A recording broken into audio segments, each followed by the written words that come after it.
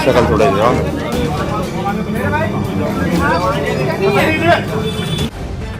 The live TV, सच सबसे आगे। नमस्कार, मैं हूं रंजीत झा और आप देख रहे हैं द लाइव टीवी। आज देश भर में बकरीद पर्व सेलिब्रेट किया जा रहा है, लेकिन मुसलमानों से चिढ़ने वाले अपनी हरकतों से बाज कहां आते हैं। इस वजह से आपने बीते कुछ दिनों से बकरीद पर्व को लेकर कई ऐसी खबरें देखी होंगी जिसमें हंगामा, बवाल काटते कट्टरपंथी हिंदू संगठन या संघी मानसिकता के लोग आपको दिखे। लेकिन आज जब नमाज पढ़ने की बारी थी तो एक चौंकाने वाली खबर भी सामने आई है। खबर यह है कि उत्तर प्रदेश के मुजफ्फरनगर में स्थानीय लोगों ने पुलिस पर ही आरोप लगा दिया है कि उन्हें ईदगाह जाने से ही रोक रहे थे। ये विजुअल आप अपने स्क्रीन पर देखिए। इसमें पुलिस खड़ी है, कुछ स्थानीय लोग भी खड़े हैं, बैरिकेडिंग भी कर दी गई है, रास्ते जाम किए गए हैं और इस विजुअल के आधार पर यह आरोप लगाया जा रहा है कि पुलिस ने इन लोगों को ईदगाह जाने से रोका भी है। जो विजुअल शेयर हुआ है वो काशिफ अरसलान ने शेयर किया है। उन्होंने लिखा भी है कि उत्तर प्रदेश मुजफ्फरनगर ईद की नमाज 6:30 में है, मगर स्थानीय लोगों का आरोप है कि पुलिस उन्हें 6 बजे से ही ईदगाह में जाने से रोक रही है। अब इस मामले में पुलिस का भी जवाब आया है। हमने ट्विटर पर ही देखा है कि खंडन भी किया गया है।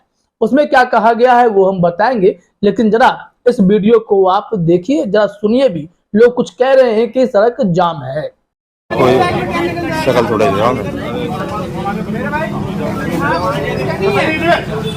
तो देखा आपने, इसी फुटेज के आधार पर यह दावा हुआ है कि ईदगाह जाने से मुसलमानों को रोका गया है।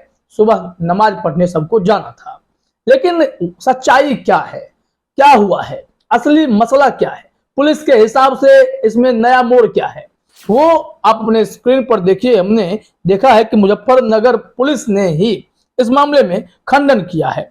इसमें कहा गया है कि जो यह वीडियो दावा किया जा रहा है शेयर करके कि ईदगाह जाने से रोका गया है, वो गलत है।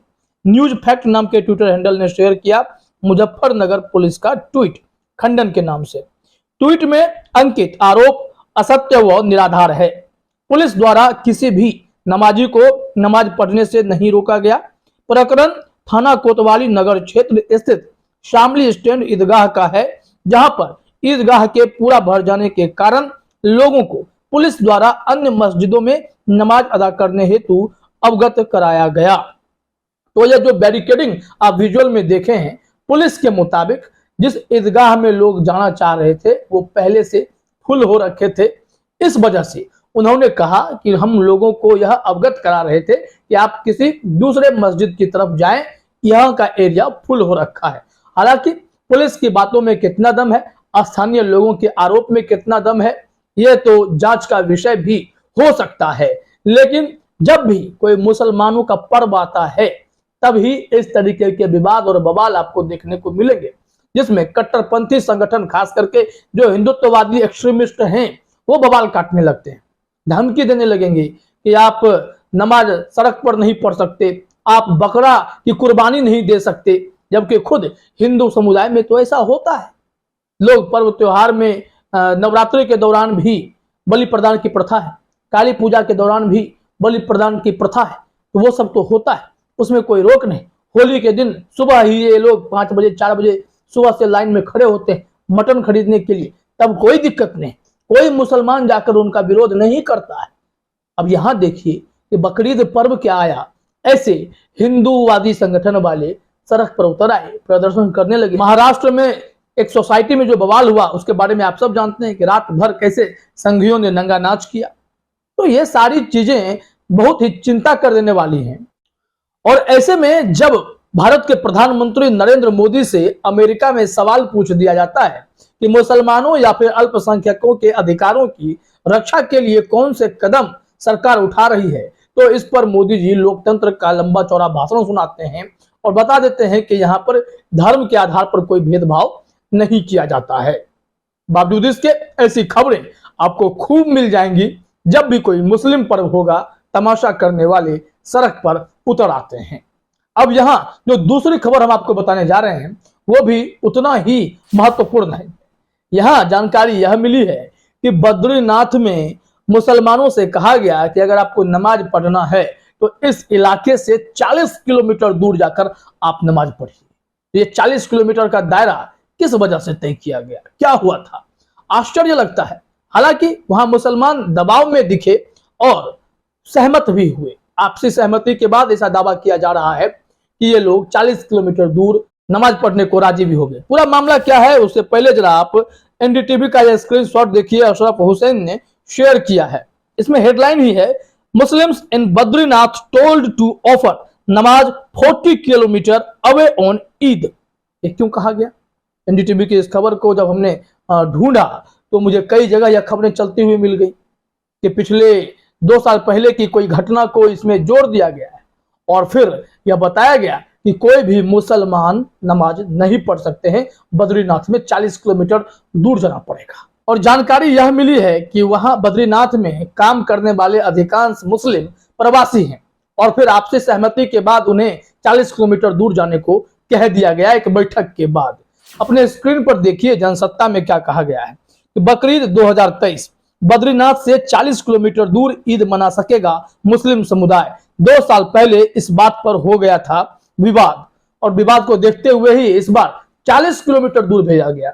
40 किलोमीटर डिस्टेंस कम नहीं होता, किसी को 4 बजे सुबह उठकर निकलना पड़ेगा 40 किलोमीटर दूर। ये पता नहीं प्रशासन का कैसा उपाय होता है। जनसत्ता पर जो खबर प्रकाशित हुई है जरा अपने स्क्रीन पर देखिए। उत्तराखंड के मंदिर क्षेत्र बद्रीनाथ के आसपास रहने वाले अल्पसंख्यक समुदाय के लोगों को पुलिस ने 40 किलोमीटर दूर जोशी मठ में बकरीद मनाने की अनुमति दी है। वहां रह रहे अल्पसंख्यक समुदायों में अधिकतर वे लोग हैं जो प्रवासी श्रमिक हैं और हिमालयन मंदिर में पुनर्निर्माण के काम में लगे हैं। बद्रीनाथ 4 धामों में से एक है तथा मंदिर क्षेत्र की प्रतिष्ठा और आध्यात्मिक गरिमा को देखते हुए इससे दूर नमाज पढ़ने को लेकर किसी ने आपत्ति दर्ज नहीं की है। जरा सोचिए कि इस तरीके से भेदभाव करने का मकसद क्या है। अब आपत्ति दर्ज नहीं हुई है लेकिन परेशानी तो हुई है। यहाँ देखिए आगे कहा गया है कि बद्रीनाथ पुलिस स्टेशन के एसएचओ केसी भट्ट ने पीटीआई से कहा, मंगलवार को अल्पसंख्यक समुदाय के लोगों, मंदिरों के पुजारी और विभिन्न योजनाओं में लगे ठेकेदारों के साथ इसको लेकर एक बैठक हुई थी। इसमें यह तय हुआ कि बकरीद की नमाज बद्रीनाथ में नहीं जोशी मठ में पढ़ी जाएगी। इससे पहले पंडा समाज एवं तीर्थ पुरोहितों ने चेतावनी दी थी कि मंदिर क्षेत्र में किसी ने नमाज पढ़ने की कोशिश की तो उसका कड़ा विरोध किया जाएगा।